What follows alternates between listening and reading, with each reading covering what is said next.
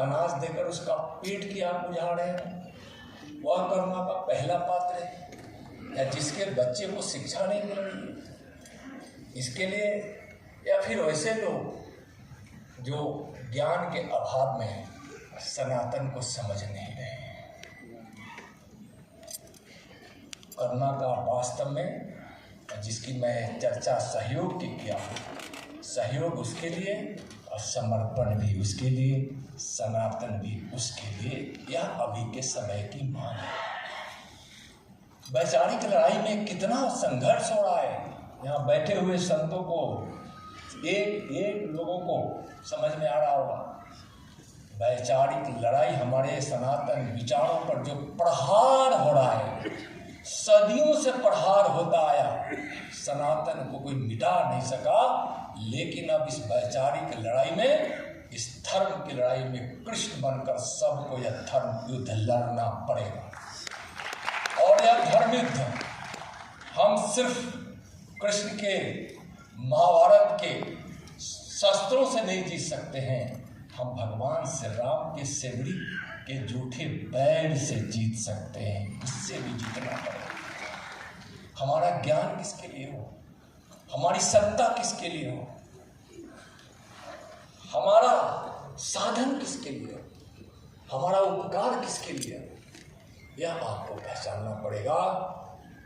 तो आप मानवता को जब सामने रखेंगे तो विवेकानंद जी ने जिसको कहा था कि भगवान को पूजना है तो गरीब को जाकर पूजें।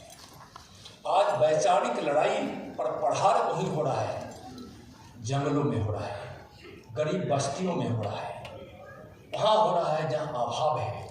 ठीक है, भारत 25 करोड़ देशवासियों को गरीबी से बाहर निकाला है, लेकिन हम जिस प्रकार अपने वैचारिक लड़ाई को एक एक पग जीतते जा रहे हैं, लेकिन इसकी गति को तीव्र करनी होगी और यह हम सबको मिलकर करना पड़ेगा, जिसमें हमारे संतों ने वास्तव में अपने सत्संग के माध्यम से जो विचारों का और संस्कारों का जो हिमालय खड़ा करते हैं, उसकी रोशनी वहाँ पहुँचनी चाहिए।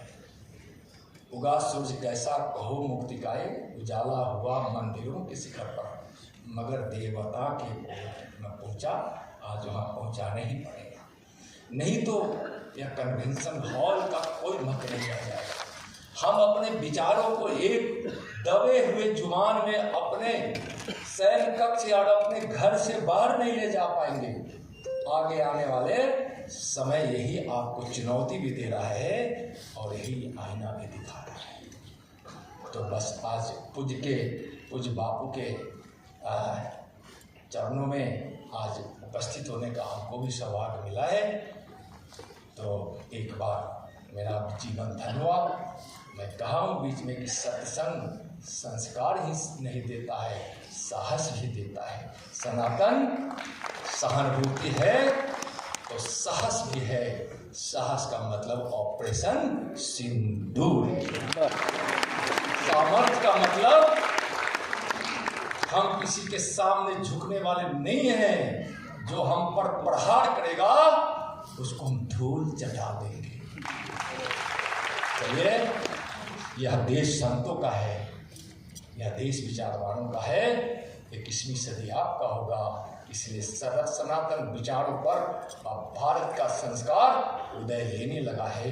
इस सूर्योदय को कोई नहीं रोक सकता। चलिए, भारत माता की जय।